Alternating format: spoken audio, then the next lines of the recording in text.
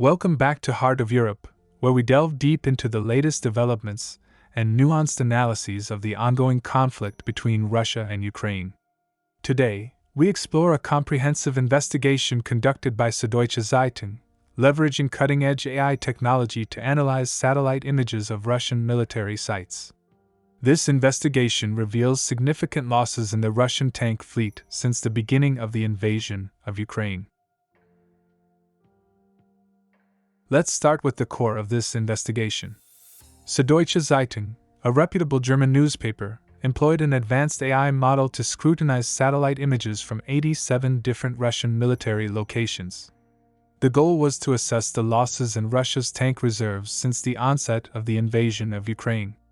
The findings were stark. One notable tank reserve base in southeastern Russia, which housed 857 tanks in April 2021, now appears nearly empty, with barely any vehicles in sight. This reduction reflects broader trends observed across multiple military sites.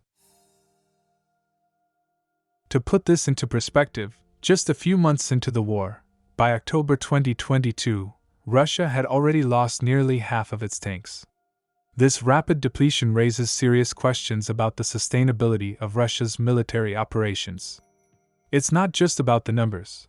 It's about what these numbers mean for the overall effectiveness and future strategy of the Russian armed forces. Experts provide further context to these developments. Michael Jerstad from the International Institute for Strategic Studies in London estimates that Russia still has around 3,200 tanks in reserve. However, he notes a crucial caveat: many of these tanks are in poor condition and require significant repairs. This isn't just about having tanks on paper, it's about the actual operational readiness of these vehicles. On a similar note, Gustav Gressel from the European Council on Foreign Relations in Berlin adds that Russia is losing equipment faster than it can replace it, suggesting a substantial strain on Russia's military logistics and repair capabilities. This perspective aligns with the visual evidence from satellite images, indicating a severe challenge for the Russian military. Now, let's consider the broader picture of Russian military losses.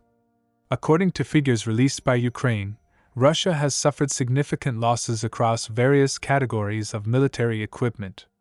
Up until May 5, 2024, these losses include over 14,000 armored vehicles, 12,000 artillery systems, nearly 10,000 drones, and over 16,000 trucks and other vehicles. Additionally, 349 aircraft have been downed. These figures illustrate the scale of Russia's material losses and the diverse array of equipment affected. NATO's Secretary-General Jens Stoltenberg has also highlighted the damage to Russia's Black Sea Fleet caused by Ukrainian attacks.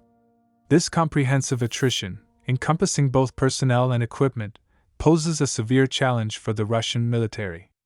However, analyses indicate that through increased production and the reactivation of reserves, Russia can partially offset these losses and maintain its offensive capabilities, at least for the short term.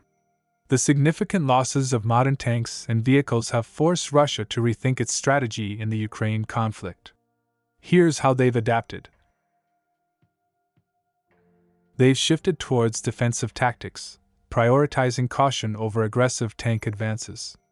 They're increasingly relying on drones and reconnaissance to minimize risks before launching attacks. Artillery and airstrikes are now intensified to compensate for ground troop losses, particularly targeting civilian infrastructure in cities like Kharkiv and Odessa. Despite efforts to replenish with production and reactivated stockpiles, Russia often operates with inferior equipment, prompting more cautious and resource-efficient combat tactics. Their strategy aims at a long-term attrition approach, focusing on destabilizing Ukrainian cities and infrastructure to weaken the country over time, rather than rapid territorial gains. To counterbalance equipment deficiencies, Russia has mobilized extensive troops and materials, including mercenaries like the Wagner Group. Now, the quality of this equipment significantly impacts the morale of Russian soldiers. Let's delve into how. Soldiers express frustration over faulty equipment, including grenades that fail to detonate and overall substandard gear. This dissatisfaction contributes to a decline in combat morale, as troops feel inadequately supported and prepared. There's also an evident sense of cynicism and dark humor among recruits, highlighting growing skepticism towards military leadership. Criticism is mounting against the leadership, reflecting broader discontent within the ranks. Ultimately, these factors collectively diminish the combat effectiveness of Russian forces, many of whom lack sufficient training and experience, further complicating their operational capabilities. Despite these challenges, some analyses suggest that Russia might sustain its current level of equipment losses for at least 2 to 3 more years. This indicates that, even with potential quality reductions, the Russian military could maintain its combat capabilities in the foreseeable future. To wrap up, the Süddeutsche Zeitung's investigation, combined with expert analysis and reported data, paints a complex picture of the current state of Russian military resources. The significant losses in tanks and other equipment highlight severe strain on Russia's military infrastructure. The reliance on older, less reliable equipment and the challenges posed by Western sanctions further complicate the situation. Thank you for joining us on this detailed exploration of Russia's military struggles in the Ukraine conflict.